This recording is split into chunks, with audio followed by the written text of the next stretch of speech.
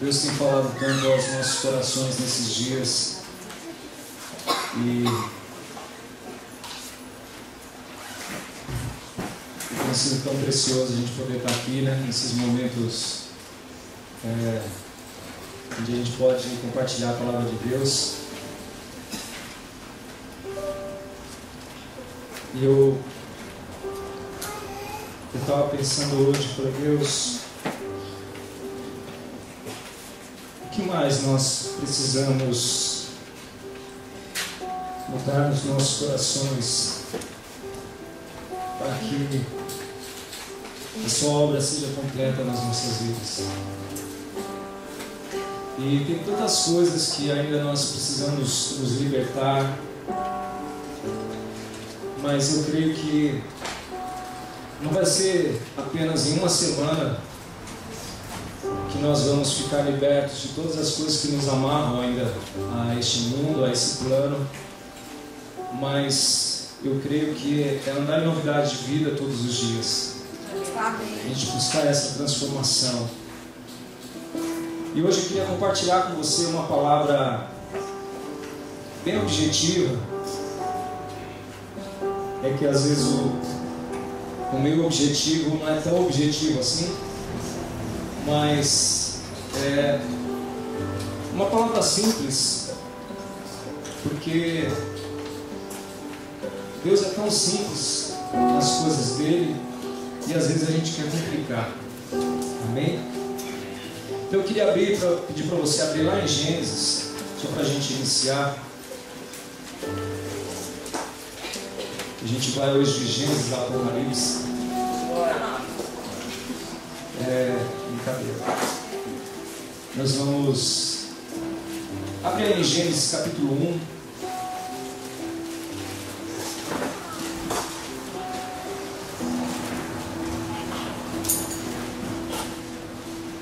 Deus, que o Senhor fale conosco, Pai, através da Tua palavra.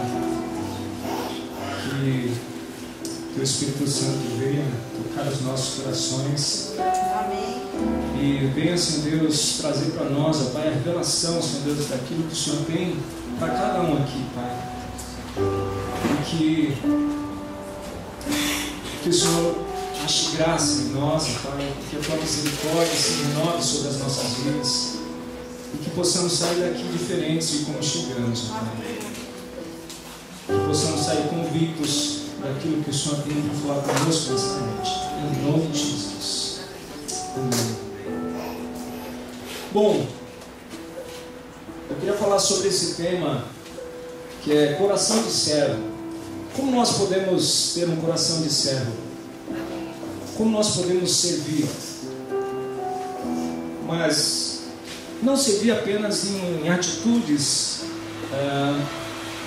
ou talvez só no falar, mas uma servidão que sai do nosso coração. Que eu acho que é isso que faz toda a diferença. Porque servir as pessoas, talvez muitas pessoas sirvam de alguma forma. Em algum momento da nossa vida nós podemos servir as pessoas, mas como servir as pessoas de uma forma eficaz, onde realmente a gente pode ver as pessoas sendo, de repente, abençoadas pelas nossas vidas, porque a gente está servindo. E eu queria começar isso lá no princípio, em Gênesis capítulo 1. Então, primeiro a gente tem que entender o contexto, para a gente chegar lá no coração de servo. Então, Gênesis capítulo 1, versículo 26, fala assim: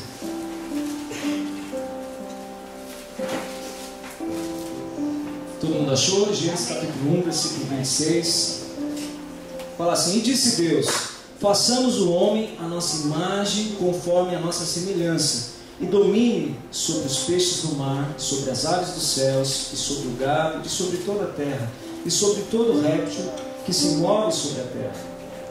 E criou Deus o homem à sua imagem, a imagem de Deus o criou, macho e fêmea os criou.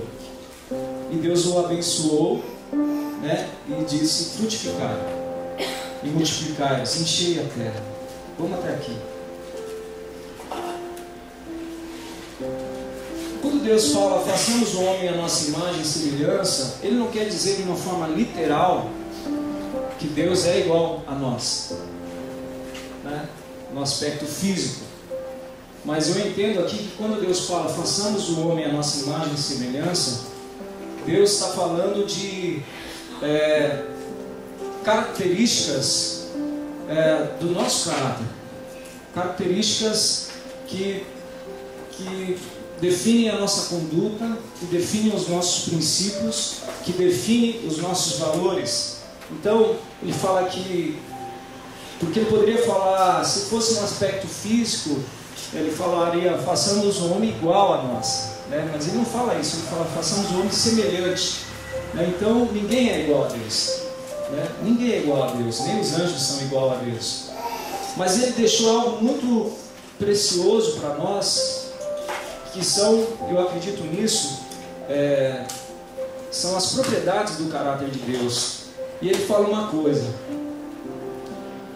ser igual a Deus, a gente pode pensar o seguinte, no amor, que eu acho que é a coisa maior, né? A palavra de Deus fala que Deus é amor.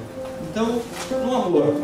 Segundo, na paciência, na compaixão, no poder da decisão, no poder do intelecto. Nisso eu acredito que nós somos semelhantes a Deus. O homem é a máquina perfeita de Deus. Se é que, vamos pensar em máquina, né? Mas é a obra perfeita de Deus. Nós temos a capacidade de pensar, nós temos a capacidade de resolver, de tomar decisões, nós temos a capacidade de ter lembrança, né?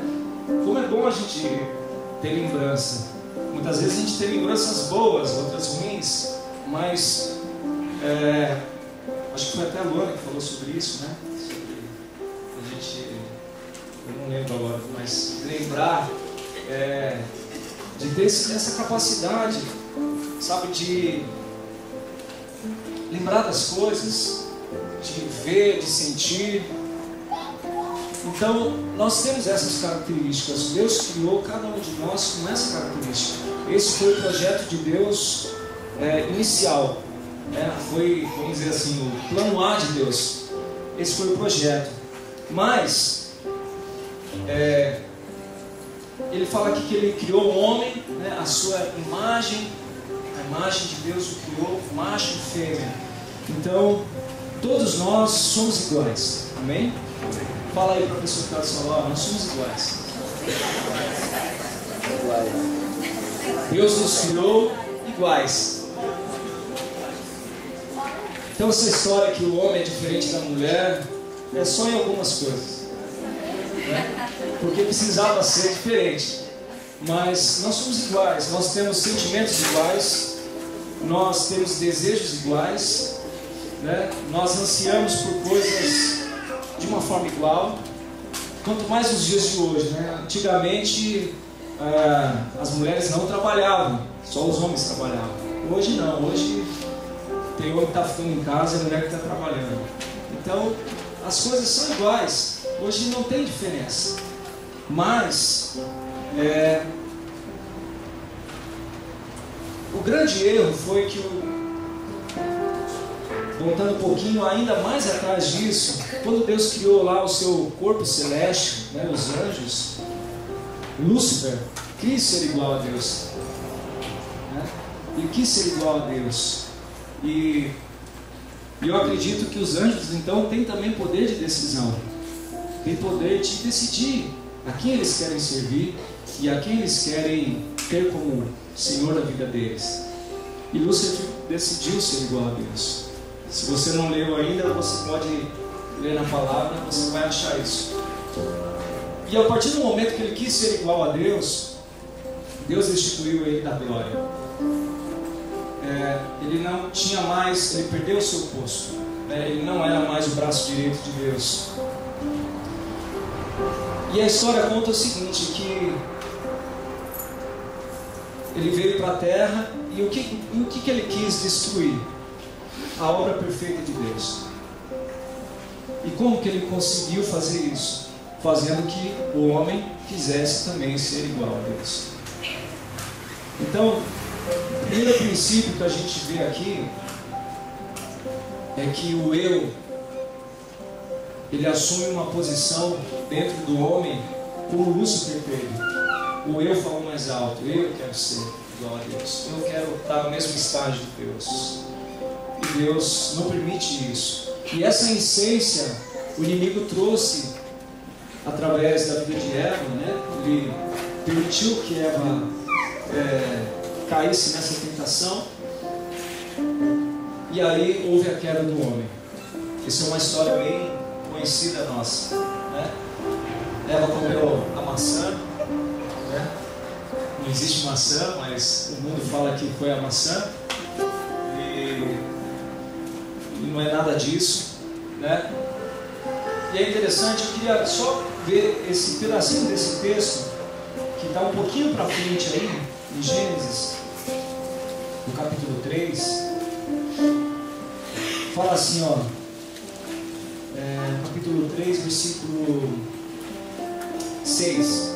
Fala assim, Gênesis 3, 6. E vendo a mulher que aquela árvore era boa para se comer e agradável aos seus olhos, a árvore desejável para dar o quê? Entendimento.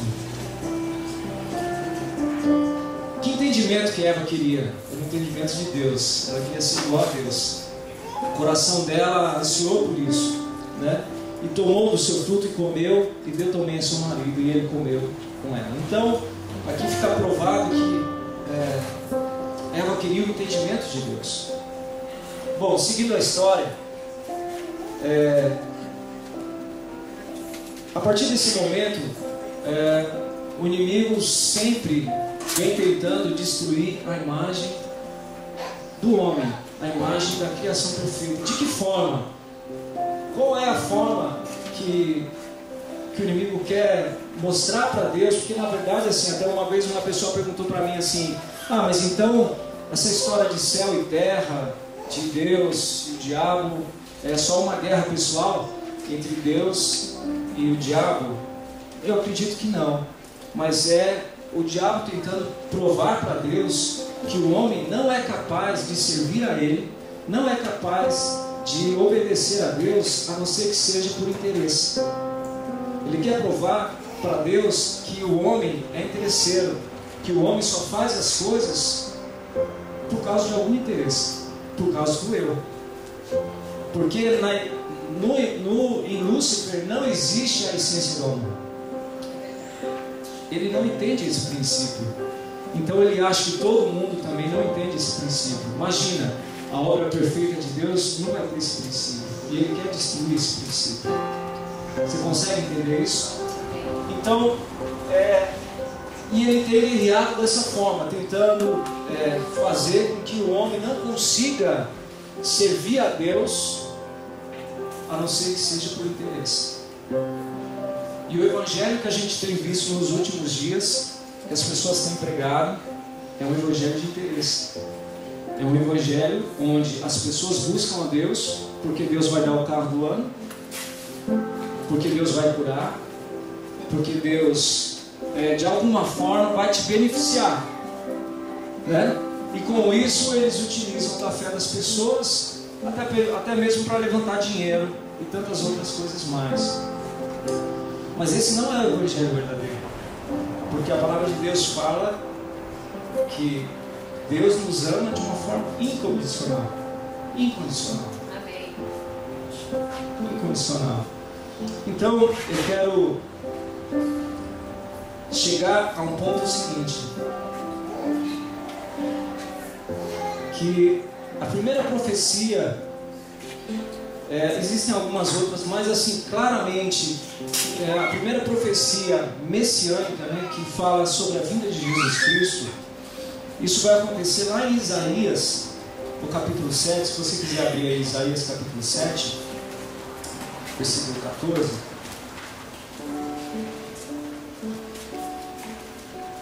Olha, a partir desse momento da queda do homem aqui, até Noé, não existem dados históricos que fale quanto tempo demorou isso. Então isso pode ter demorado milhões de anos.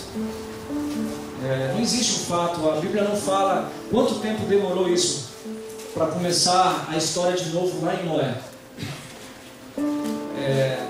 Só fala o seguinte, que Deus se arrependeu de ter criado o homem, mas ele acha Noé com o coração íntegro, e aí ele começa, eu acredito, isso não está na Bíblia, é nos meus pensamentos, que Deus deve ter pensado assim, puxa, eu acho que tem uma saída para o homem, porque tem um homem ali com o coração, com o meu coração, e ele começa a trabalhar e começa a criar uma expectativa com relação ao homem, né? E a história vai se discorrer pela frente e chega lá em Isaías, e eu acredito que com certeza Deus deve ter pensado nisso bem antes, mas Deus começou a ver que o negócio estava feio, que o homem era difícil, né? Ele levantava o homem dele. A palavra fala que no Antigo Testamento que Deus começou o quê? A levantar os seus homens. Aí eu até coloquei aqui Noé, Abraão, Isaac, Jacó, né? José. Ele foi levantando os seus homens. Deus não se manifestava às pessoas. Ele levantava um profeta, levantava o nome dele, colocava a missão dele, e aquilo servia meio que para corrigir as pessoas. O povo ia corrigindo o povo, ia corrigindo, aí o povo pecava de novo, saía da direção, e Deus fazia isso e tal. Eu acredito que chegou uma hora que Deus falou assim, não tem jeito. As pessoas, elas não conseguem mudar por si próprias. Eu vou ter que fazer alguma coisa diferente. E aí Deus pensa em mandar o seu Filho Jesus Cristo. E aí, em Isaías, capítulo 7, no versículo 14...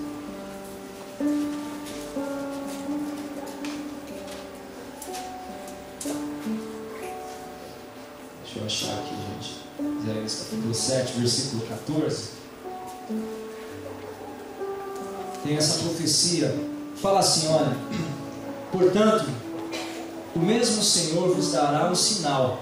Eis que uma virgem conceberá e dará à luz um filho, e seu nome será Emanuel. Aí depois lá em Isaías 9, versículo 6... 9, versículo 6, fala assim: porque um menino vos nasceu, um filho se nos deu, e o principado está sobre os seus ombros, e o seu nome será maravilhoso, conselheiro, Deus forte, Pai da eternidade, príncipe da paz. E aí lá em Miqueias, se você não quiser abrir, mas vamos abrir Miqueias capítulo 5.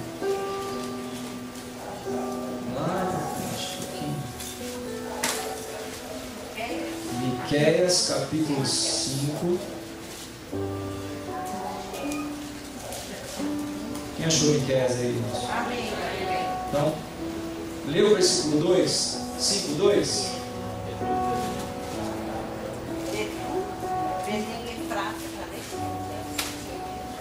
Isso. E tu, Belém Efrata, posto pequena em milhares de Judá. E tu, Belém Efrata, posto que pequeno em milhares de Judá, de ti que sairá o que será Senhor em Israel, e cujas origens são desde os tempos antigos, desde os dias da eternidade. Amém. Então Deus faz essa profecia que de Israel ia nascer aquele que ia governar todas as coisas. Amém? Amém. Então, seguindo aqui,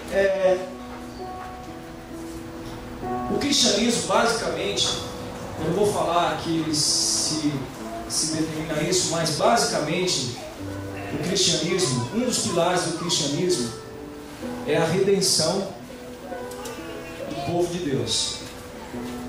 A partir da queda do homem, Deus determinou, ele perdeu o contato com o ser humano, e aí ele começa a trabalhar para que haja essa redenção, para que o homem possa ter acesso à presença de Deus. E Jesus Cristo é o marco da redenção de Deus. Jesus Cristo veio para nos levar de novo ao acesso à presença de Deus. Amém? Amém. Nós concordamos nisso. Então, um dos pilares do cristianismo é a redenção. E mais do que isso, Jesus Cristo não foi apenas a redenção. Jesus Cristo foi o maior exemplo de amor. Então, toda aquela essência que o homem perdeu, Jesus Cristo veio trazer de volta essa essência, a essência do amor, esse princípio de um amor verdadeiro, um amor que não está ligado ao interesse, um amor genuíno. Amém? E seguindo, então esse tempo se cumpriu e cumpriu-se o plano da redenção. Agora abre lá em Romanos capítulo 8.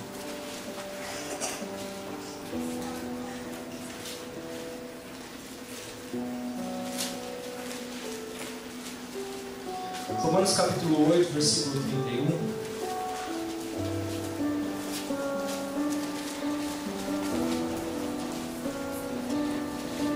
Olha, fala assim: que diremos, pois, a estas coisas? Se Deus é por nós, quem será contra nós? Aquele que nem mesmo o seu próprio Filho poupou, antes entregou a todos nós.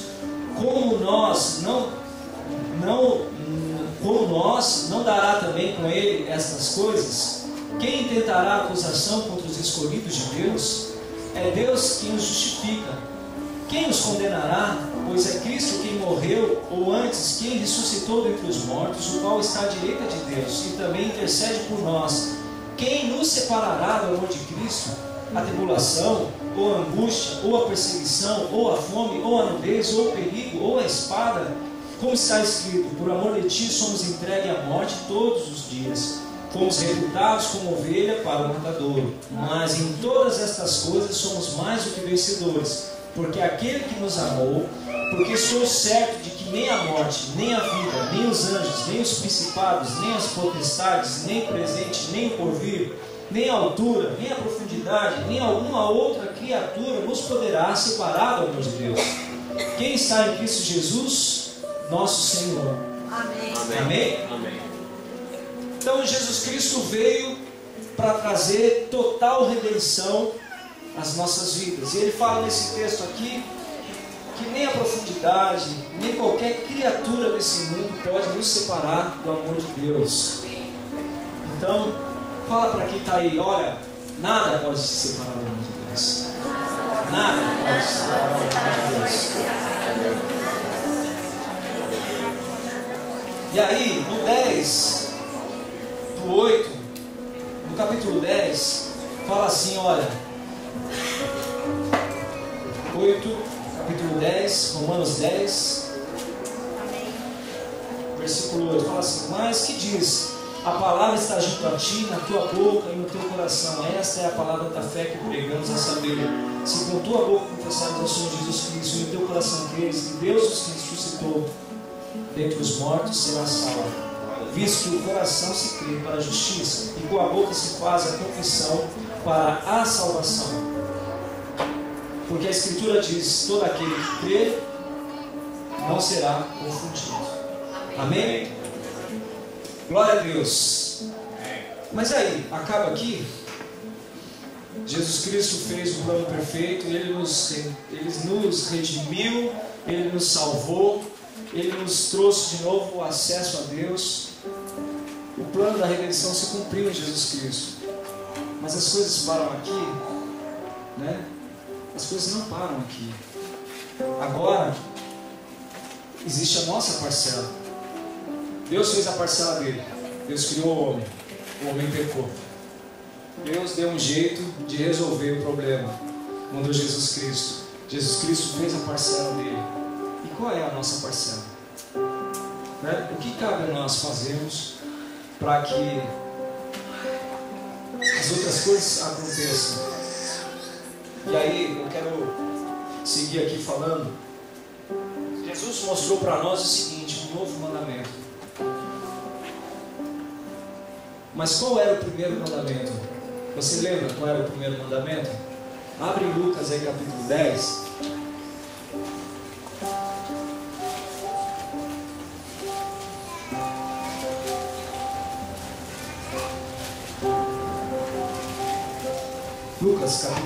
10.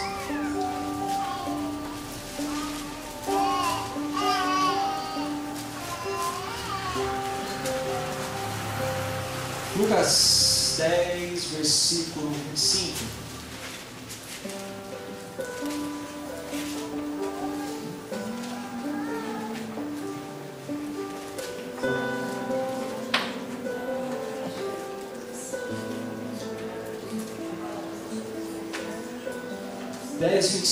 Olha o que fala aí.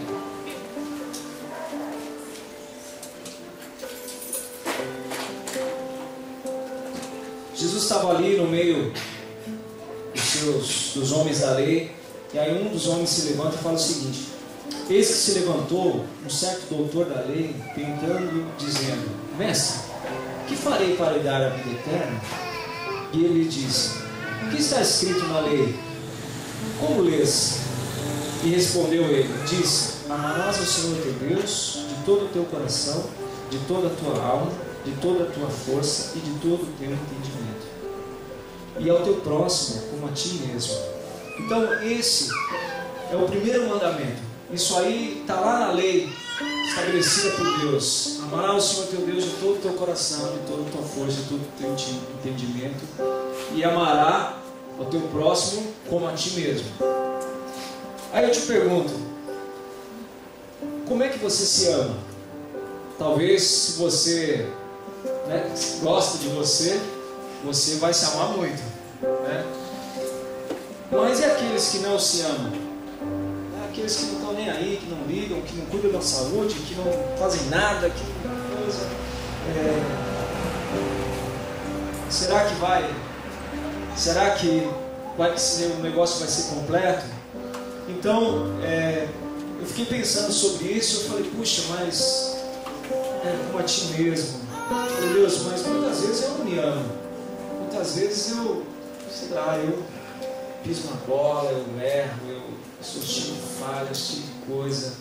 E tudo bem, assim, amar ao Senhor, a gente pode tentar fazer isso, mas às vezes eu não consigo me amar com algumas atitudes minhas. E aí,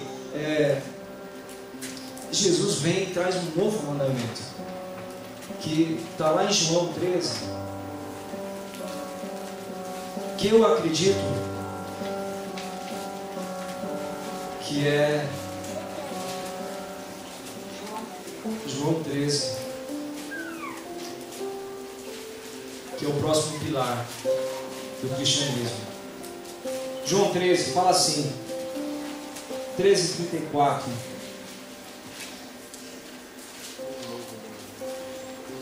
E ele fala aqui, olha, um novo mandamento vos dou. Todo mundo achou? João 13:34? Um novo mandamento vos dou, que vos ameis uns aos outros, como eu vos amei a vós, que também vós uns aos outros vos ameis. Irmão, Jesus, ele conhecia o coração do homem. Eu acredito que o tempo que Jesus Cristo ficou aqui exercendo o seu ministério não foi por acaso. Ele sabia, ele precisava conhecer o coração do homem, porque ele não veio como Deus, ele veio como homem. E o período que ele conviveu, eu acredito que ele viu que os homens precisavam se amar, precisavam do amor genuíno, aquele primeiro amor que a gente comentou lá no princípio. E a gente pode ver isso, reflexo da nossa sociedade é a ausência desse amor que começou lá atrás, na queda do homem, e vem se arrastando ao longo da história, e cada dia mais a gente vê esses princípios. Mas, então para mim, o próximo pilar do cristianismo é a gente poder amar os outros, amar as pessoas. E quando a gente fala em amar as pessoas, aí eu quero entrar na palavra de hoje. Isso foi só a introdução. Quando a gente fala em amar as pessoas, a gente fala em servir as pessoas.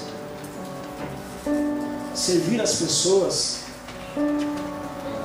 é algo tão profundo que é comparado ao amor de Deus. Eu queria que você guardasse isso no seu coração. O amor de Deus não é algo banal. As pessoas hoje banalizam isso, não tendo atitudes com o próximo, não servindo as pessoas, sabe, tratando o ser humano pior que um animal. Porque hoje a gente vê muitas campanhas para salvar o cachorrinho, para salvar tantas coisas, a natureza e tantas outras coisas, e a obra mais perfeita de Deus, o ser humano negligencia, né? Separa isso. Por quê? Porque na verdade existe a mão do diabo aí, que está lá desde o princípio. Esse valor se perdeu. As pessoas hoje fazem aquilo que o diabo pensa realmente a respeito do ser humano. As pessoas só servem os outros por interesse. E é isso que ele tem plantado na sociedade ao longo da história. E é isso que ele tem plantado na igreja ao longo da história.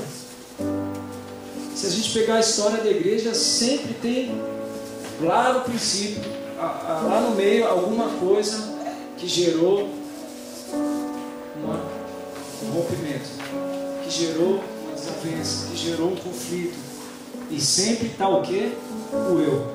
O eu sempre está em evidência. E você e eu não somos diferentes. A gente continua na mesma sociedade, as gerações se passaram e a nossa geração está aqui. E as coisas continuam acontecendo do mesmo jeito. Então, esse princípio do amor é algo que a gente tem que buscar. Mas a palavra fala que o amor é um dom. E Deus pode nos dar esse dom. Mas como é que Deus pode nos dar esse dom? Como é que a gente pode exercer esse dom do amor? É servindo as pessoas. E muitas vezes eu já orei dessa forma: Deus, me dá amor, Pai. Deus, só enche meu coração de amor, Pai. Eu quero amar, eu quero amar. Mas cadê a parcela? Cadê a minha atitude? Aquilo que eu tenho que fazer para que o amor brote, para que o amor se manifeste? Muitas vezes a gente não quer pagar esse preço. De amar as pessoas de uma forma verdadeira é a gente abrir mão da nossa vontade. É a gente entender que a vontade do outro é mais importante que a minha vontade. Isso é amor. Isso é a essência de Deus. Né? A palavra fala que o amor é a essência de Deus. E muitas vezes a gente não quer tomar essa atitude. Talvez, se a gente olhar para a nossa vida e olhar para aquilo que a gente já fez de errado, e todas as coisas que a gente já cometeu com relação às pessoas, com relação à nossa própria vida, não estou nem citando com relação a Deus, mas ao nosso próprio eu, nossa própria vida, as pessoas. Talvez você pense assim: eu não sou digno de estar diante da presença de Deus. Eu não sou digno de estar sentado aqui na igreja. Eu não sou digno de eu estar pregando. Eu não sou digno de estar no louvor. Eu não sou digno de falar da palavra de Deus. E realmente a gente não é digno. Nós não somos dignos. Porque a nossa essência, ela é maligna. A gente nasce no pecado, a palavra fala isso. Mas Jesus Cristo veio não só para mostrar e nos dar a salvação, porque isso seria incompleto. Eu penso hoje assim que se Jesus Cristo viesse e simplesmente morresse por nós, para nos dar a redenção, isso seria incompleto. Porque a transformação verdadeira nas nossas vidas, ela só acontece quando a gente entende a essência de Deus. Quando a gente entende que o amor de Deus é tão grande, a compaixão de Deus é tão grande, que a gente não merece. E aí a gente começa a pensar o seguinte: eu só vivo pela graça de Deus. Então, se eu vivo pela graça de Deus, eu preciso amar as pessoas. Porque é isso que ele falou aqui, olha: um novo mandamento vos dou, que vos ameis uns aos outros como eu vos amei. Então, Se Deus derramou esse amor por nós, Ele nos amou, eu também tenho que fazer isso. Eu tenho que amar o próximo. E amar o próximo não é amar aquelas pessoas que pensam da mesma forma como você pensa. É muito fácil eu amar a minha esposa. Às vezes é difícil, né? Porque pensa diferente. Às vezes Napoleão, a gente conversa lá. Pô, minha mulher é meio brava e tal, a minha também é. Né? Esses dias esse cara não está viajando, ele falou: você tá, como é que é? Tá com alvará. Você tá com alvará. Então, na verdade, mas é mais fácil a gente amar aqueles que estão próximos, que pensam como a gente, porque a gente começa a ter um convívio, né? Começa a buscar a mesma coisa. Mas é difícil quando há as divergências, né? Mas Deus aqui não põe uma condição. Você tem que amar quando isso acontecer. Deus fala: você tem que amar o seu próximo. Então não existe uma condição. E a gente muitas vezes quer pôr condições para que a gente ame as pessoas. Olha, eu vou amar aquele irmão do louvor se ele gostar de cantar a mesma música que eu gosto de cantar. Se ele gostar de pegar onda como eu gosto de pegar onda. E é isso que acontece na igreja. A gente começa a fazer grupinhos, né? O ditos panelinhas. A gente começa a fazer grupinhos para falar assim: olha, esse aqui é do meu, esse aqui gosta do que eu gosto, esse aqui gosta de comer o que eu gosto de comer, esse aqui gosta de fazer os esportes que eu gosto de fazer. E é natural do ser humano a gente começar a conviver mais com essas pessoas. Isso não é ruim, isso é bom, isso faz parte. Mas o amor de Deus, ele é muito mais amplo que isso. Ele é muito mais amplo que isso. Ele não se limita às nossas, não posso falar nem 4 paredes aqui, né? Ele não se limita a nossas 4 lonas, né? O amor de Deus, ele está fora disso. Ele está naquela pessoa que pisa no seu carro, no trabalho, naquele patrão que é ruim, né? Naquela pessoa que você sabe que está te roubando, aquela pessoa que está se dando bem em cima de você. É aí que tem que manifestar o amor de Deus. E ser servo é você fazer aquilo que é bom para os outros, e não o que é bom para você, né? É interessante porque talvez a gente possa até pensar assim, se você for ler lá o Sermão do Monte, até parece ser meio bobo mesmo, né? Você fala: puxa, como é que essa história aí de eu tenho que, né? Se eu tenho que dar a outra face, se eu tomo um tapa, eu tenho que dar outra face. E ser cristão é ser meio bobo. É você realmente dar outra face. Falar: olha, essa aí não está boa, parte do outro lado, né? É servir as pessoas sem ter nada em troca, sem ter nada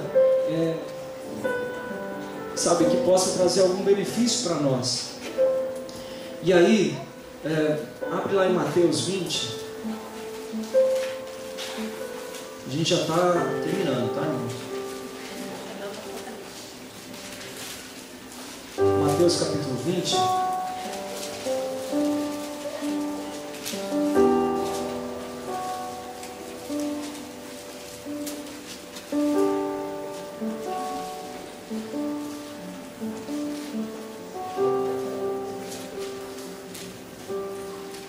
Versículo 26, fala assim, olha. 20, 26.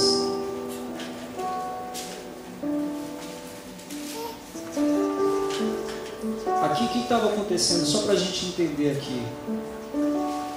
Aqui no versículo 20 fala assim, ó. Então se aproximou dele uma mãe dos filhos de Zebedeu com seus filhos, adorando e fazendo-lhe um pedido. E ele diz, o que queres? Ela respondeu, eu quero que os meus filhos se assentem à tua direita e o outro à tua esquerda, lá no teu reino. E Jesus, porém, respondeu e disse, não sabeis o que pedis. Pedis vós podeis vós beber o cálice que eu hei de beber e ser batizado com o batismo com o qual vou ser batizado? Aí eles falaram, não, nós podemos. E disse-lhe eles, na verdade bebereis o meu cálice, mas o assentar-se à minha direita ou à minha esquerda não me pertence a dá-lo, mas é para aquele para quem o Pai o tem preparado. E quando os 10 ouviram isso, os outros discípulos ouviram isso, eles se indignaram-se contra os 2 irmãos. Então Jesus, chamando-os para junto de si, disse, bem sabeis que pelos príncipes dos gentios, desses dominadores, os que exercem grande autoridade sobre eles, são dominados os que grandes exercem autoridade sobre eles. Mas lá não será assim entre vós. E fala assim, mas todo aquele que quiser entre vós fazer-se grande, que seja vosso serviçal. E qualquer que dentre vós quiser ser o primeiro, que seja o vosso servo. Bem como o Filho do Homem não veio para ser servido, mas para servir e para dar a sua vida em resgate de muitos. Amém. Então Jesus Cristo foi o nosso maior exemplo, né? O nosso maior exemplo. E ele fala aqui que aquele que quer ser o maior seja servo de todos. E ele segue falando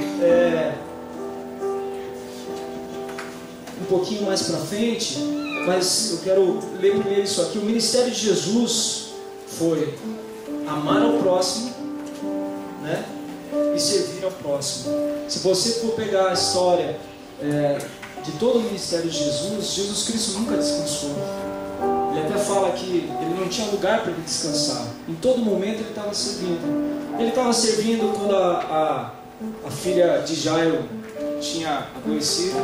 Ele estava servindo quando Lázaro morreu. Ele estava servindo quando as pessoas não tinham o que comer. Ele multiplicou os pães. Então em todo momento ele estava servindo. Em todo momento ele estava servindo. Só que as pessoas só olham os milagres e não olham que Jesus estava servindo. Então as pessoas muitas vezes querem os milagres. E quando eu falo as pessoas, eu falo a gente. A gente muitas vezes quer o milagre de Deus. A gente quer ser curado. A gente quer que Deus resolva os nossos problemas. Ó Deus, estou com esse problema aqui, resolve para mim e tal, não sei o quê. Mas a gente não quer servir. E Jesus Cristo foi o maior exemplo de servidão. Se você for pegar e olhar todo o texto, os evangelhos, o que Jesus mais fez no seu ministério foi servir. Servir, servir, servir, servir, servir, servir, servir. Em todo o tempo ele serviu. E aí, como a gente pode servir as pessoas? Como é que a gente pode servir as pessoas? Eu pus algumas coisas aqui. Primeiro, resolvendo os problemas. Ajudando as pessoas a resolver os problemas. Se Deus te deu capacidade para você, você já está num nível, né, de conhecimento de Deus e de discernimento, onde você conseguiu estabilizar a sua vida. Os valores do mundo não te cercam mais, né? Você começou a entender o reino de Deus. Você já é capaz de ajudar as pessoas a resolver os seus problemas. Ajudar os pobres, né, os carentes. A gente vê muito isso. Mas infelizmente os espíritas e tantas outras religiões ajudam mais os carentes e os pobres do que os evangélicos. Ajudam muito mais. A gente viu isso quando a gente começou a ir para a rua aqui ajudar as pessoas. Eu lembro que eu fui levar um Toddy quente para o pessoal. Aí ele falou, o pessoal já passou aqui antes, o pessoal aqui, eu acho que é espiritismo, tal, já passaram aqui, já deram uma comida pra gente, tal, não sei o que, já vieram outros e tal, não sei o que. E eu falei, caramba, esses caras estão ajudando o próximo. Outro ponto dispondo do nosso tempo para ajudar as pessoas, sabe, abrindo o tempo na nossa agenda, né? Abrindo um tempo para a gente conversar com as pessoas. Muitas vezes financeiramente a gente abrir mão do nosso dinheiro para abençoar outras pessoas, sabe, claro, aqui eu posso te ajudar. Outras formas, que eu acredito que é uma das mais importantes, é prestando atenção nas pessoas. Amém. Sabe, dar atenção para as pessoas, prestar atenção, falar, olha, essa pessoa precisa de atenção. Nas necessidades, levando o conhecimento de Deus, o conhecimento da palavra, né? E tantas outras coisas a gente pode ajudar as pessoas. Mas Jesus Cristo também deixou um exemplo para nós, o seguinte: quando a igreja primitiva começa um processo de transformação lá em Atos, o que eles tinham em comum? A palavra fala? Tudo eles tinham em comum. Tudo. Então Jesus Cristo quer mostrar para nós, a palavra quer mostrar para nós nisso, que é o seguinte: que ninguém vive sozinho. Amém. Ninguém vive sozinho. Essa história que eu não preciso de igreja, eu leio a palavra de Deus em casa, isso é conversa. Isso é conversa que o diabo põe na mente do cidadão, sabe? Falar, eu não preciso de ajuda, Deus me atende, Deus resolve meus problemas. Irmãos, Deus usa pessoas. Deus usa pessoas para resolver problemas de outras pessoas. Então essa história que viver sozinho, sabe, eu não preciso de amigos, eu não preciso... Isso é notório para todo mundo. Isso aí é furada, sabe? Uma hora você cai, uma hora você erra, uma hora a coisa não dá certo. E eu acredito que muitas pessoas hoje têm dado fim nas suas vidas por causa que não tem amigos, não tem pessoas para compartilhar, não tem pessoas para estar orando junto. Eu não vou falar nem de orar, porque orar já é uma língua nossa aqui, de evangélicos, mas de conversar mesmo, de perder um tempo, de dar atenção. E muitas vezes a gente pratica isso. Quantas vezes a gente não conversa com os nossos parentes? Quantas vezes a gente não fala com os nossos amigos de longa data, né? Aqueles que eram do tempo da loucura, aquele que, sabe, que ia para você com as noitadas, que talvez o cara está lá perdido, precisando de uma atenção, precisando de uma conversa. Não precisa nem falar de Jesus, você fala, e aí, como é que você está? Tudo bem? Não sei o quê. Então, ninguém vive sozinho, sabe? Ninguém, um precisa do outro. E o último ponto que eu queria estar falando é o seguinte: a maior transformação que a gente pode ter, que eu acredito que é um dos maiores milagres que Jesus Cristo deixou para nós, que vem através do Espírito Santo, é a transformação do nosso coração. Amém. Porque nós precisamos ser transformados. E essa transformação, ela não vem do dia para a noite. Então, se você analisar, Deus fez o plano da redenção, mandou Jesus Cristo foi um exemplo, morreu na cruz por nós, nos trouxe a salvação, mas não parou aí.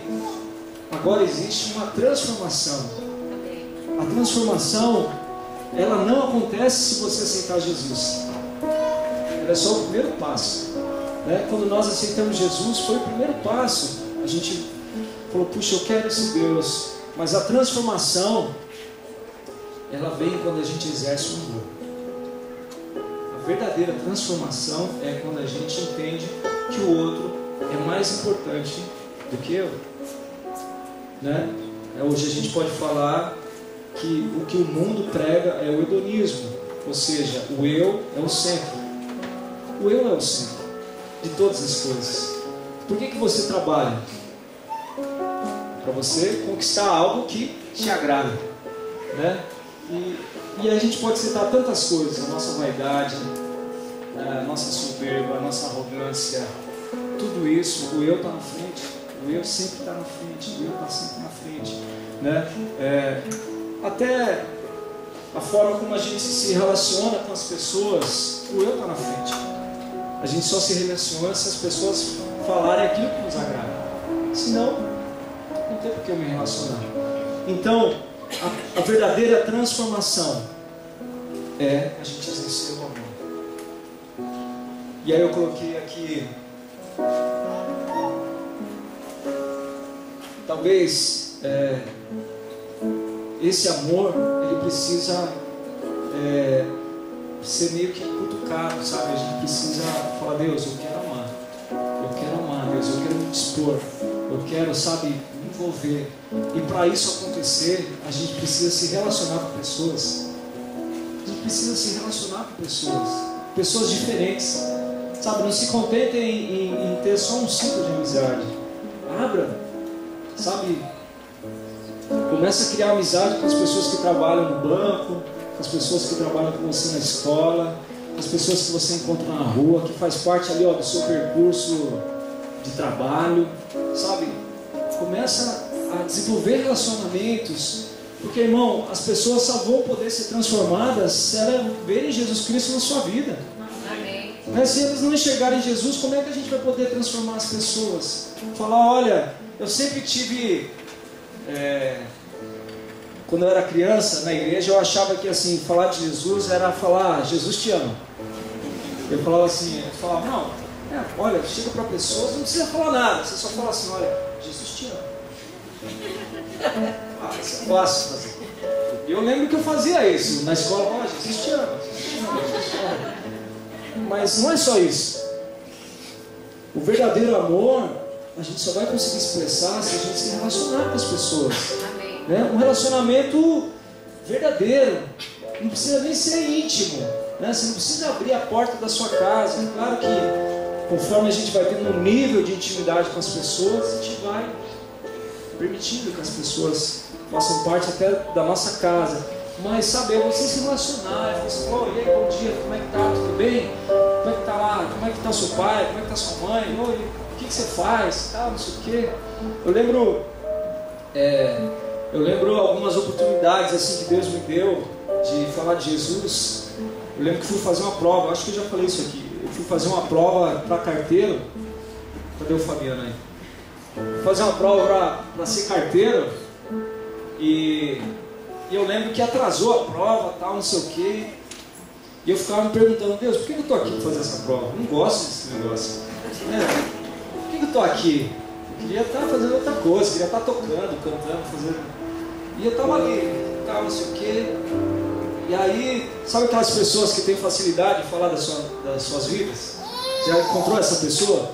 Você para meio segundo, a pessoa já fala tudo. Olha, você não sabe o que aconteceu. Pô, bati na minha mãe, não sei o quê, tal, e por aí vai. E eu lembro que uma senhora sentou atrás de mim e eu vi ela começando meio que resmungar assim da vida. E eu virei para trás e falei, tá tudo bem, não, aconteceu isso, tive um problema na minha família, tal, e começou a falar.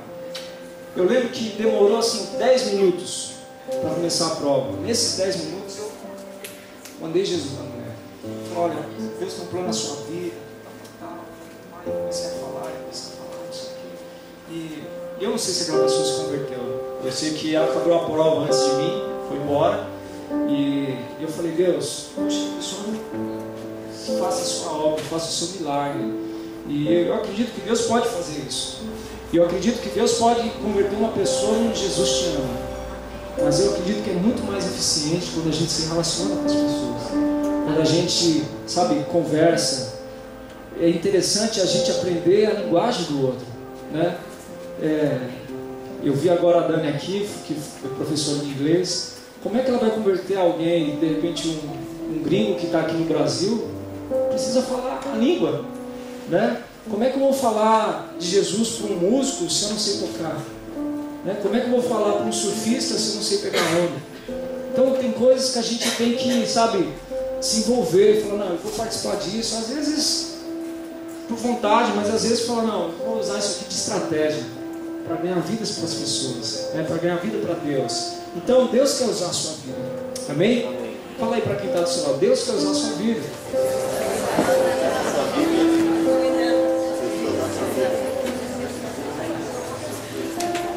Mas eu queria finalizar com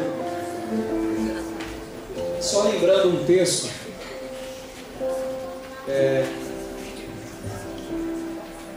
Abre aí 1 João, capítulo 4. Não precisa abrir não, irmãos. Esse aí é outro texto. Mas eu quero falar. Pode abrir João, capítulo 4.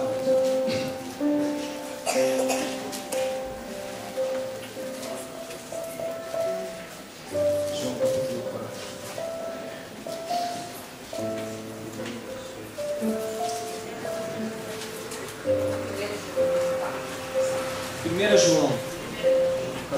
4. Lá no finalzinho. 1 João sempre é difícil de achar.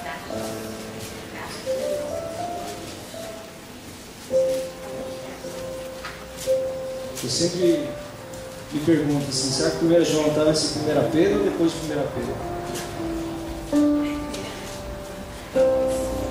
Então, 1 João está lá depois de 2 Pedro. Capítulo 4, versículo 7.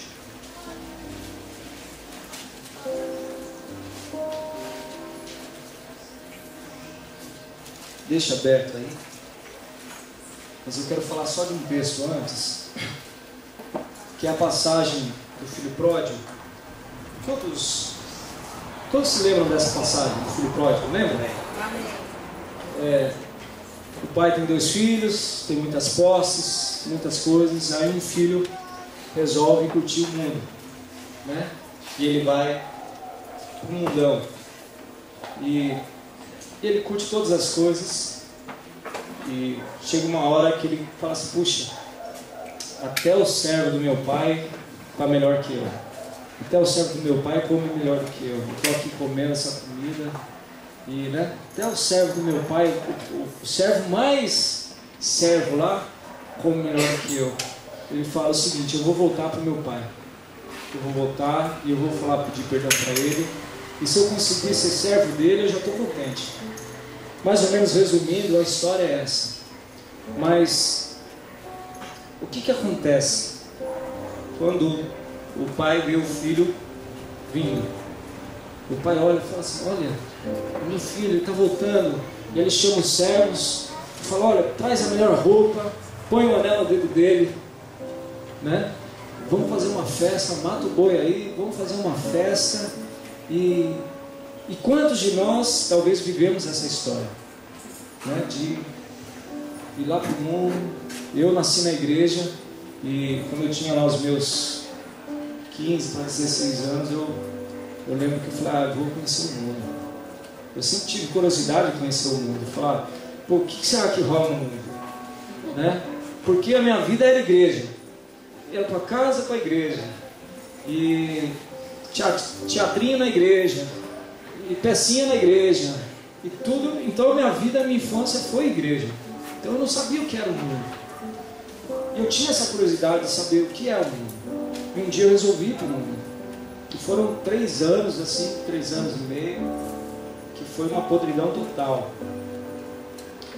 Vou falar que tirei muitas lições disso. Mas um dia Deus me aceitou de volta.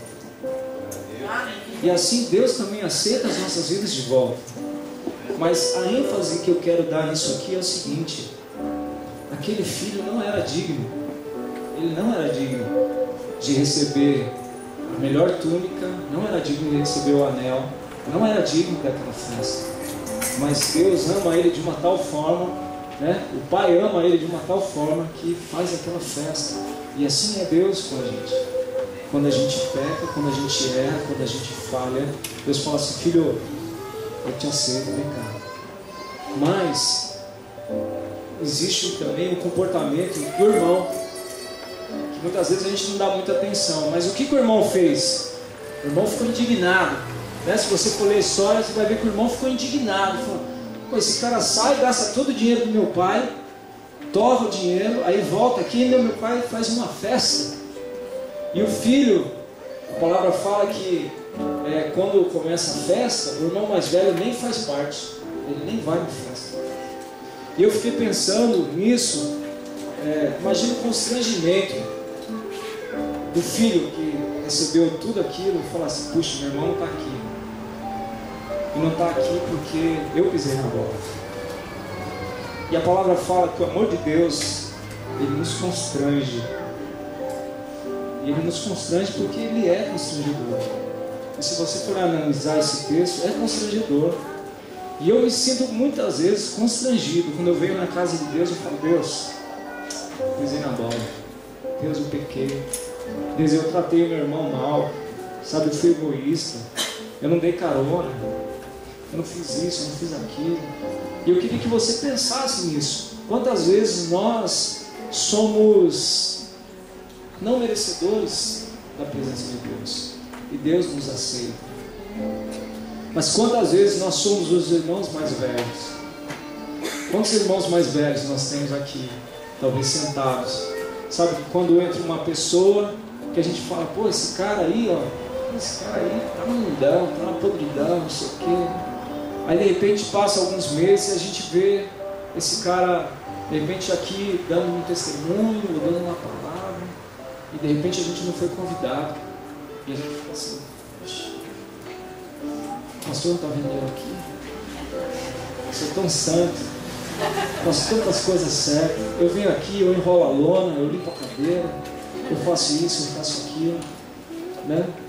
E esse é o nosso comportamento muitas vezes. A gente olha com um ar de indignação para as pessoas, com um julgamento, sabe? A gente olha para as pessoas como a gente fosse melhor do que aquelas pessoas, sabe? A gente olha para uma pessoa que está às vezes viciada numa droga, olha para as pessoas que estão perdidas por alguma decepção da vida, por alguma coisa, a gente se acha melhor. Olha, você precisa de Deus, Deus te abençoe. Como se a gente não precisasse.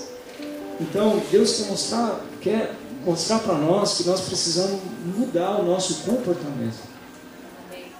E a transformação só vai vir se a gente buscar essa mudança de comportamento. E aí eu quero ler esse último texto com você, que é 1 João capítulo 4,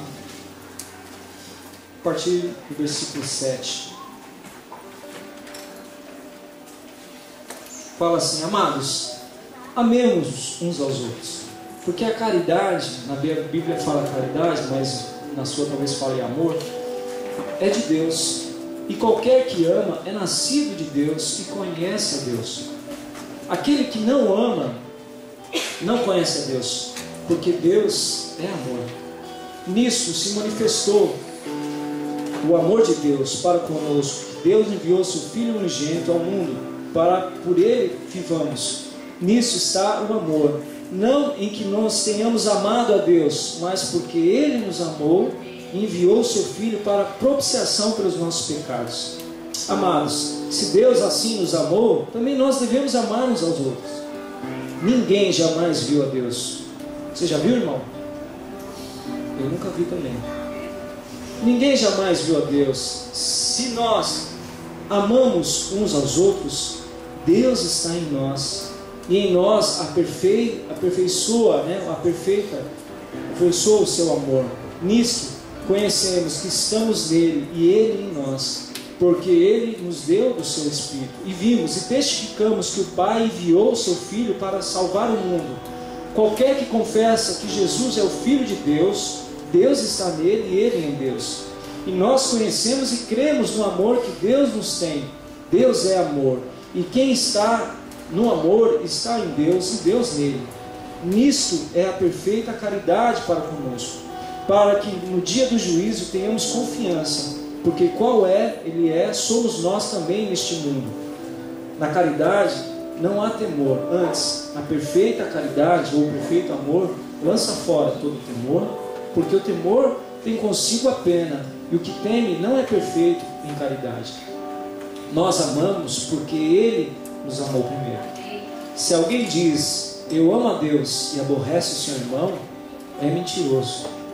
Pois quem não ama o seu irmão, a qual viu, como pode amar a Deus, a quem não viu? E dele temos este mandamento, que ame a Deus e ame também ao seu irmão. Amém. Esse texto fala tudo.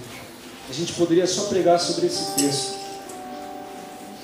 Então, irmãos, vamos deixar de, conversa fiada. Eu acho que é a palavra mais certa para falar.